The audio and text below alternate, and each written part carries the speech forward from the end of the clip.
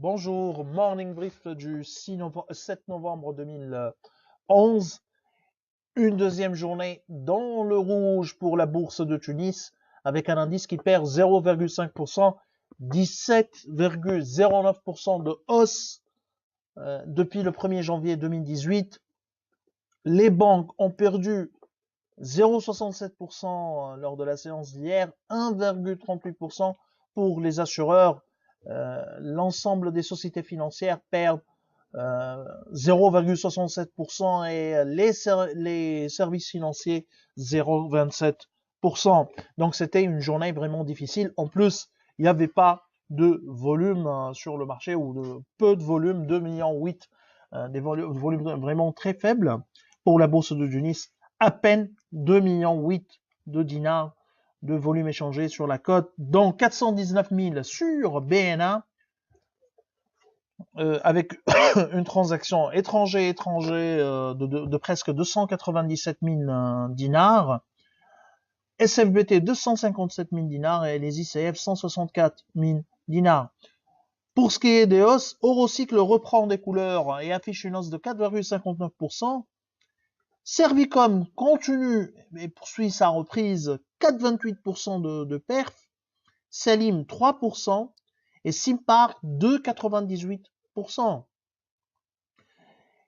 Pour ce qui est des baisses Electrostar, poursuit son marasme et perd 5,75%.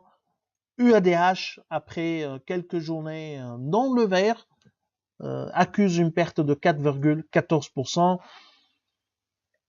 Alors, en ce qui concerne l'actualité de ce matin, on a un article d'African Management en ce qui concerne des actionnaires de City Cars, parle également de l'entrée du groupe Lerchine qui détient la majorité du capital de Stafim Peugeot Tunisie, quoi, et également actionnaire de City Cars selon le site African Manager, il est actionnaire à 3% du capital de City Cars.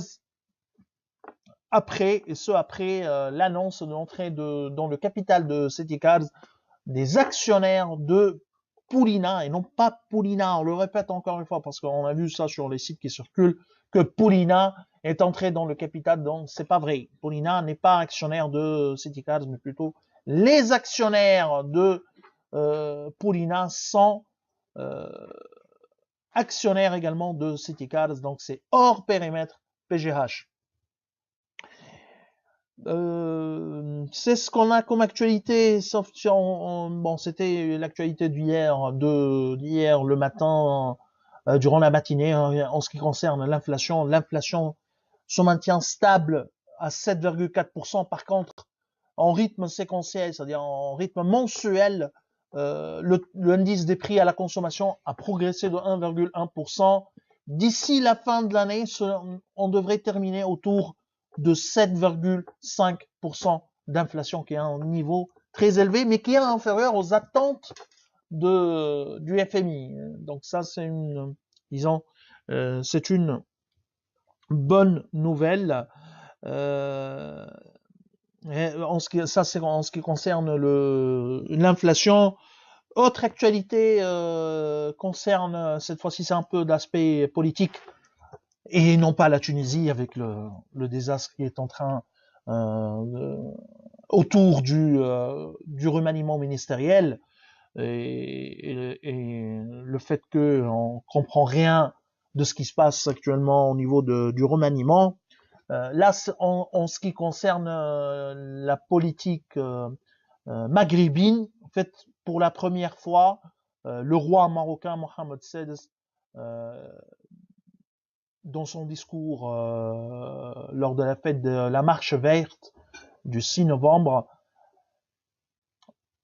a envoyé un message positif envers les Algériens. Et ça, c'est une bonne nouvelle également pour la Tunisie. Même l'opinion publique en Algérie pousse pour une réconciliation avec les Marocains. En fait, le conflit ou les relations tendues entre l'Algérie et le Maroc ont freiné le développement d'un marché maghrébin unique, des chemins de fer entre la Tunisie et le Maroc, c'est-à-dire un chemin de fer qui lie du Méditerranée vers l'océan Atlantique. Donc, les Tunisiens devraient également intervenir et pousser, soutenir cet appel du roi marocain envers les Algériens.